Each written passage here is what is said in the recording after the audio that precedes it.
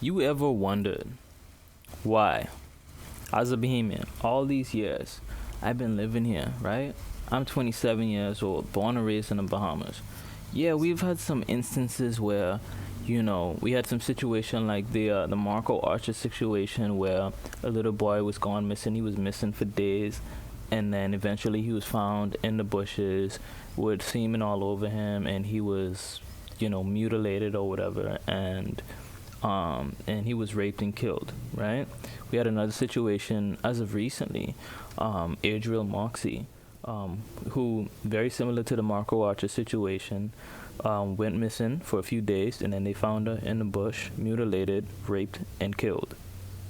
I remember way back in the day, I want to say this was in 2003 or 2004 or something like that, in Grand Bahama, there were 4 kids, right, that went missing, 4 boys, and there was just like this serial killer that was going around raping and killing little boys, and it was such a grave time. You understand? Like, people were scared. Like, little boys like me, I was scared to even go outside because they was kidnapping boys, like, for real. Today, we're seeing more and more and more little girls going missing in Nassau, Bahamas, than ever before. See, before I left for college in 2018, we never really got that many Amber Alerts. There would be an Amber Alert every now and again. But when I got back, and honestly, I've only been home for about 2 months, and I've been getting Amber Alerts like 2 every week. Yeah, 2 every week. Amber Alerts. A little girl, 15 years old, gone missing. Now, I want to say that a lot of it, like when I go on Facebook, like people be saying, oh, this person, that person missing. And then like 3 days later, that girl pop up like, oh yeah, she was at her man's house, or like, other shit like that. I'm not talking about those situations. I'm talking about real life situations, right? Where little girls are going missing. And I have a theory about it. It could be right, it could be wrong, but here's my theory. Before I left for college, in 2018, the Bahamas was diverse. I had Spanish teachers that were actually Hispanic. The Haitian population has always been strong here.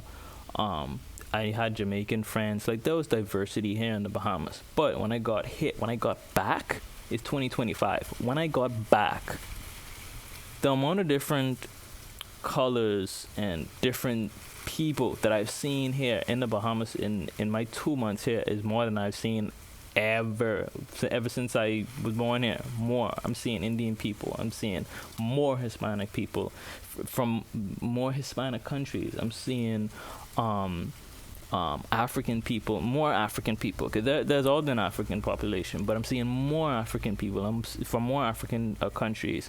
I'm seeing European people. I'm seeing just people from all different walks of life in every corner of the earth here in the Bahamas. And I love it. It's a great thing. Don't misunderstand me. I love it. I love it, man.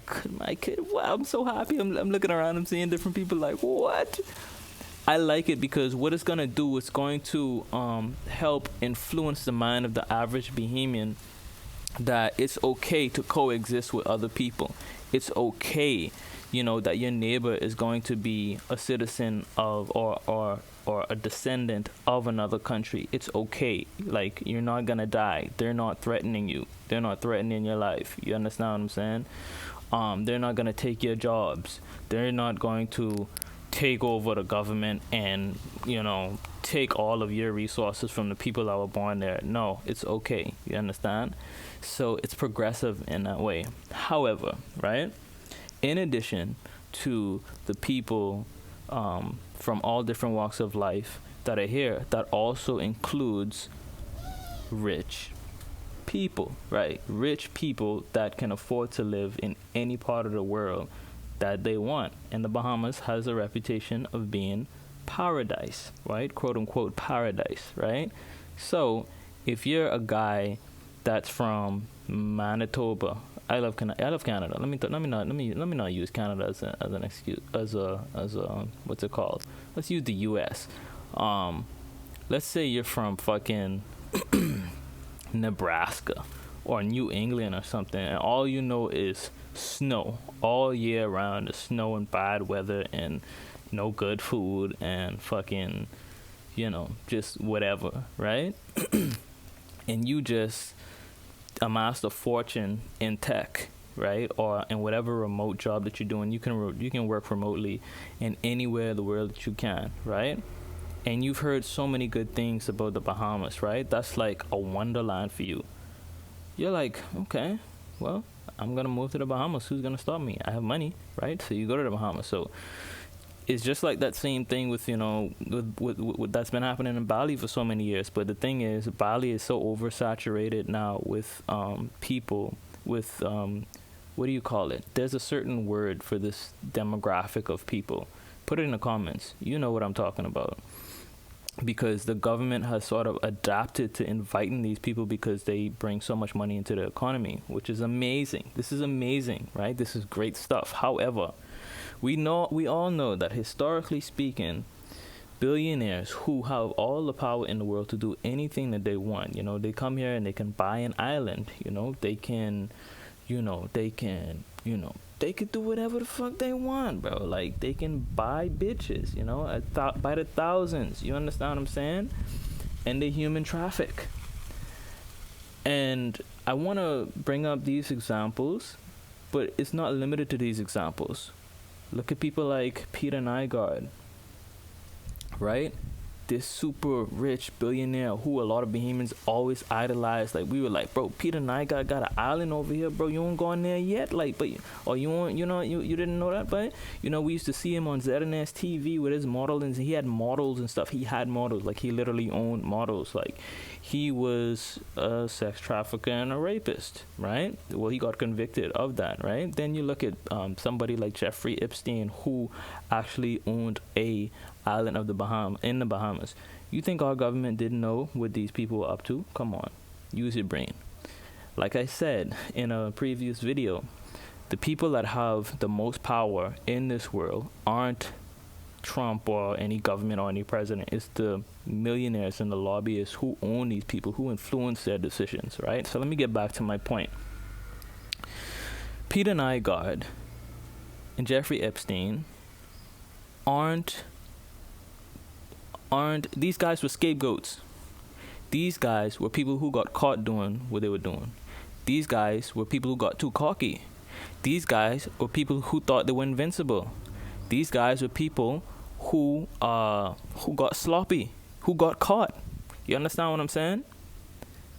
But they don't represent like the majority. They are the minority. They are outliers. If you know what's happening in the underworld right now in the Bahamas, in all these different places that we call paradise, where there's paradise, where there's people with money who want to come here and have a good time, part of having a good time is having some good sex. You understand what I'm saying? Part of having a good time is having some threesomes, some foursomes, some orgies. And what do you need for that? You need bitches, you need women, you need males, you need escorts, right? Who's going to supply those escorts? The pimps. Where the pimps going to come from? Where they going to get these people from? Nobody's going to just volunteer to be human trafficked, right? That's where this is all tying in. Stick with me. There are little girls going missing nowadays more than any time in the world. There are also more billionaires moving in the Bahamas and working here remotely and buying up land and buying islands more than any time in history. You don't think that there's something tying all of this together? You understand what I'm saying? Come on now, let's think about it. You don't think that all this makes sense? That they are kidnapping these girls, grooming them into being escorts, right? So that they can supply sex and whatever to these billionaires whenever they feel freaky, whenever they want to have a freak off. Come on. Like, I'm not saying that Diddy was innocent or whatever, but he is also a scapegoat. He was one of these guys are people who have been thrown out so that the masses can pay attention to those people and turn a blind eye to the rest of the people that are actively doing it at a larger rate and even more than what these guys are doing. Come on, let's think about it, people. Let's think about it. All right, let's think about it. My theory is that as good as it is that we're getting so much influxes of millions of billions of dollars into our economy with these billionaires moving here and living here and buying up houses and property and land here and stuff like that. Cool, that's cool, right? Whatever, right? I want a house too. Like, hopefully there's some space for me too, but I think there's a dark side of all this where they are using using our land to funnel and using our Bahamian girls and our citizens, our young girls and our citizens from our communities to supply sex to these billionaires whenever they get freaky. You understand what I'm saying? I think that's my theory, and I couldn't think of any other explanation as to why this is happening. I don't know of anybody that just want to go missing. I mean, yeah, that's like teenagers. Yeah, they like to go missing and shit. Yeah, that's true. That's true. They do. I used to be running away from home in my teenage years as well. But at the rate this is happening, and the fact that a lot of people aren't being found, and some of them are being found dead, I just think this all ties back together. You understand what I'm saying? So I think we should do our part to raise awareness of this. You know, we know what's going on. Don't get fed. I'm telling you, like I said, this is programming. Don't get fed whatever you want by the media. Nitpick. You got to pick through the truth and the lies with the media. You got to look at what's real and what's being fed to you, what's being programmed to you. And so many, there are a lot of, black people, and even white people, like just people on the whole that are being thrown out and saying, hey, that guy's a predator. That guy said this. That guy said that. Hey, pay attention to him. Let's bring him down. Let's bring down his whole family. Meanwhile, there are people that aren't celebrities. There are people that aren't in the limelight that are doing this at a larger scale and a larger rate. And this is happening. You understand? So I just want to bring awareness to this. I want to bring up consciousness. That's what this channel is all about. And however we can protect our women and our girls. I have sisters. I have 3 sisters. I want to say 5 nieces. I have females in my family. You understand? And I think that if you really care for the little girls in our Bahamian society, that you would bring awareness to this. And I'm not saying that this is the only truth as to why they're going missing or how they're going missing or whatever, but I think this is worth looking into. All right? I'm Bradley. I'm here to raise consciousness in the Bahamas. See you soon.